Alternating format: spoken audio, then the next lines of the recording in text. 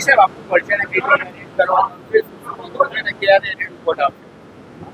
હું AT Patel, food safety officer, Surat મહાનગરપાલિકા.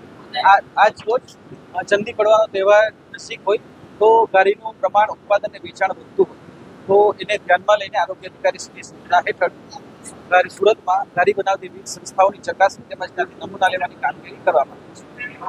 કેટલા જગ્યા પર કરવા આવ્યું છે અને રિપોર્ટ ક્યારે આવશે? હાલ 5 જેટલી જગ્યાએ કામગીરી ચાલુ છે. આ પતશે એટલે બીજી કાર્યવાહી પણ હાથ ધરવામાં આવશે. રિપોર્ટ ક્યારે આવશે? રિપોર્ટ શક્ય એટલો જલ્દી લેબોરેટરીને આપવા માટે કીધું છે.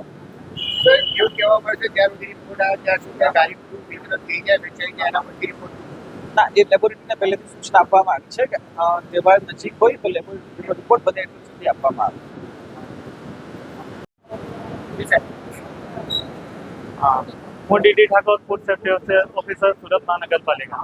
આગામી ચંદીપડાના તહેવાર નિમિત્તે આરોગ્ય અધિકારી શ્રી અને ડેઝિગ્નેટેડ ઓફિસર સાહેબ શ્રી તથા deputy commissioner health and hospital સાહેબ શ્રીની સૂચના અન્વયે સુરત મહાનગરપાલિકામાં વિસ્તારમાં આવેલી મીઠાઈઓની દુકાનો કે જ્યાં ગાડીનું ઉત્પાદન કરવામાં આવે છે અને વેચાણ કરવામાં આવે છે તે સંસ્થાઓની આજરોજ તપાસણી કરવા અંગેની કાર્યવાહી ચાલી રહી છે. સદર સંસ્થાઓમાંથી ગાડીના નમૂના લઈ પૃથ્થકરણ છે પબ્લિક હેલ્થ લેબોરેટરી સુરત મહાનગરપાલિકા પ્રત્યે મોકલી આપવામાં આવશે અને જેનો પૃથ્થકરણ અહેવાલ આવ્યો છે આગળની કાર્યવાહી કરવામાં આવશે.